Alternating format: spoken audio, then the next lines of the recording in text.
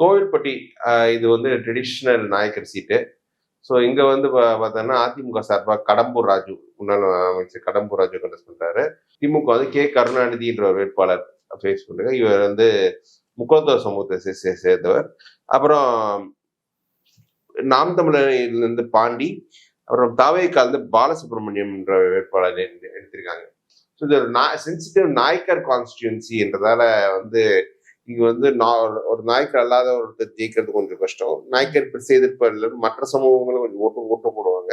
அந்த அடிப்படையில் பார்த்தோம்னா இங்க வந்து கடம்பூர் ராஜு ஒரு இதே திமுக ஒரு நாயக்கர் கேண்டிடேட் போட்டிருந்தாங்கன்னா அவங்க இன்னும் கொஞ்சம் க்ளோஸாக ஃபைட் பண்ணிருக்கலாம்.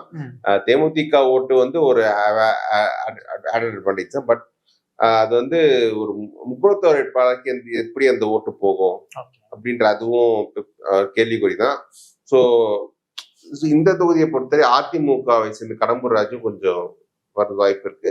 திமுக பொறுத்து நாயக்கர் ஓட்டு தங்களுக்கு வந்துடும். முக்குளத்தோர் ஓட்டுகளுக்கு நம்ம டார்கெட் பண்ணி போகலாம் அப்படின்ற ஸ்ட்ராட்டஜி கூட எடுத்துருக்கலாம். பட் எது எப்படி இருந்தாலும் கடம்பூர் ராஜுக்கு அவருக்கு நல்ல வெற்றி வாய்ப்பு இருக்குன்னு நான் நினைக்கிறேன். நாம் தமிழர் விஜய் கண்டெஸ்ட் பண்றதும் திமுக வாக்குகள் கொஞ்சம் அங்கேயும் கொஞ்சம் அடிபடும். ஏன்னா இது வந்து தூத்துக்குடி சபோபன் ஏரியாஸும் கொஞ்சம் இந்த தொகுதிகளில் வரும்ன்றதுனால கொஞ்சம் படித்த வாக்காளரும் அங்கங்கே இருப்பாங்க. ஸோ கோவில்பட்டியில வந்து இவர் கடம்பூர் ராஜு ஹெடா இருக்கார்.